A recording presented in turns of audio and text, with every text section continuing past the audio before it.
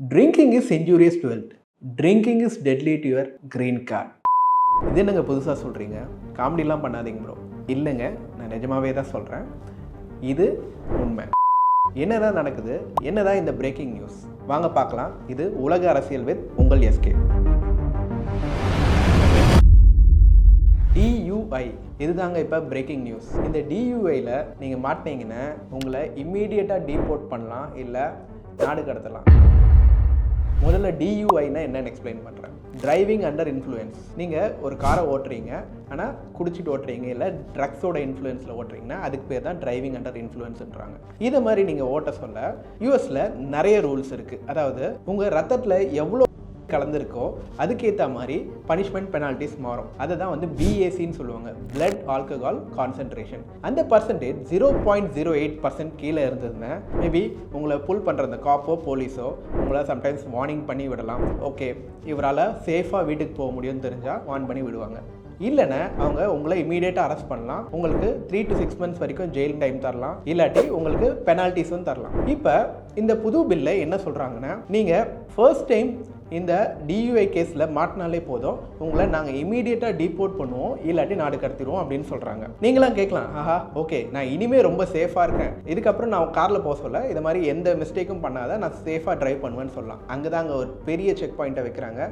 Last 10 year ரெக்கார்ட்ஸில் எல்லாத்தையும் எடுத்து யாரெல்லாம் வந்து DUI ரெக்கார்டில் ஃபர்ஸ்ட் டைம் கூட மாட்டியிருக்காங்களோ அந்த லிஸ்ட்டை கம்ப்ளீட்டாக எடுத்து உடனே டீபோர்ட் பண்ணுறதுக்கு தான் இந்த பில் பிளான் பண்ணுறாங்க. நினைச்சுக்கிட்டேன் நான். இப்போ நீங்களாம் கேட்கலாம், இது ஒரு நல்ல பில் தானேங்க, குடிச்சிட்டு ஓட்டினா அவங்க யாரையோ போய் இடிச்சிடலாம், யார் உயிருக்கோ ஆபத்தை ஏற்படுத்தலாம் தானே நீங்கள் கேட்கலாம். கரெக்டு தாங்க. ஆனால் அமெரிக்காவில் பார்த்தீங்கன்னா பார்ட்டி கல்ச்சர் ஒரு காமனான விஷயம். நான் இங்கே ட்ரிங்கிங்கை நார்மலைஸ் பண்ணல, பட் அந்த ஊரில் என்ன நடக்குதோ அதை தான் நான் சொல்கிறேன். இப்போ அந்த ஊரில் ஒரு ஆஃபீஸ் ஃபங்க்ஷனாக இருக்கட்டும், இல்லை பார்ட்டியாக இருக்கட்டும், இல்லை ஃப்ரெண்ட்ஸ் கெட் டுகெதராக இருக்கட்டும், ஜென்ரலாக ஒரு லைட்டாக ட்ரிங்க் பண்ணுறது ஒரு நார்மல் விஷயம். அதை மாதிரி ஒருத்தர் ட்ரிங்க் பண்ணிட்டு வராங்க, அதை மாதிரி அவங்க மாட்ட சொல்ல அவங்களோட லைஃபே அங்கே மாறுது. ஏன்னா இப்போ ஸ்டூடெண்ட் விசாலையோ இல்லை ஒர்க் விசாலையோ இல்லை க்ரீன் கார்டு வச்சுருக்காங்களோ அவங்க யாருனாலும் இந்த சட்டத்துக்கு அவங்க உட்பட்டே ஆகணும்.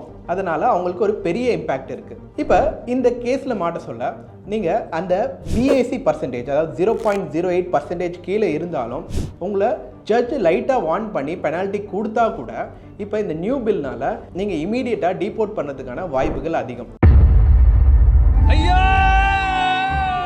இதனால் அங்கே இருக்கிற இமிக்ரெண்ட்ஸ் ரொம்பவே பதட்டத்தில் இருக்காங்க. எஸ்பெஷலி H1B அப்புறம் க்ரீன் கார்டு பீப்புளெலாம் ஒரு இனம் புரியாத ஒரு சின்ன பயத்தில் தான் இருக்காங்கன்னு நம்ம சொல்லலாம். இப்போ அடுத்த இம்பார்ட்டன்ட் நியூஸ் என்னன்னு பார்த்தீங்கன்னா, அமெரிக்கன் கவர்மெண்ட் 55 lakhs இமிக்ரெண்ட்ஸோட டேட்டாவை எடுத்து கம்ப்ளீட் அனாலிசிஸ் பண்ணுறாங்க. அப்படி என்ன அனாலிசிஸ் பண்ணுறாங்கன்னா, இவங்க பாஸ்ட்டில் ஏதாவது இல்லீகல் ஆக்டிவிட்டீஸில் இன்வால்வ் ஆகிருக்காங்களா, எக்ஸ்டெண்டடாக இந்த கண்ட்ரியில் ஸ்டே பண்ணியிருக்காங்களா, இல்லை வேறு ஏதாவது ஒர்க், அதாவது ஒர்க் விசாவில் டெசிக்னேட் பண்ண ஒர்க் தவிர இவங்க ஏதாவது பார்ட் டைம் ஒர்க் பண்ணாங்களா, இது மாதிரி கம்ப்ளீட் டீடைல்ஸை எடுத்து ஏதாவது ஒரு சின்ன மிஸ்டேக் பண்ணால் கூட அவங்கள உடனே நாடு கடத்துறதுக்கான பிளானை இவங்க பண்ணுறாங்க.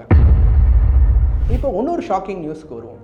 ஐயோ, மீண்டுமா ஆகஸ்ட் 25 பார்த்தீங்கன்னா இந்தியாவிலேருந்து US போகிற இந்தியன் போஸ்டல் சர்வீசஸை கம்ப்ளீட்டாக சஸ்பெண்ட் பண்ணுறாங்க. அட என்னங்க ஆச்சு, என்ன ப்ராப்ளம் நீங்கள் எல்லாரும் கேட்கலாம். இதுக்கு முக்கியமான காரணம் டி மினிமிஸ். இது என்னங்க புது டேர்மாக இருக்குன்னு நீங்கள் கேட்கலாம். வாங்க நான் எக்ஸ்பிளைன் பண்ணுறேன். டி மினிமிஸ் இந்த ஒரு டாக்ஸ் சிஸ்டம் கீழே இந்தியாவிலேருந்து அமெரிக்காவுக்கு போகிற பார்சலில் $800 மேலே எந்த ஒரு பொருள் இருந்தால் அதுக்கு அவங்க டாக்ஸ் விதிப்பாங்க.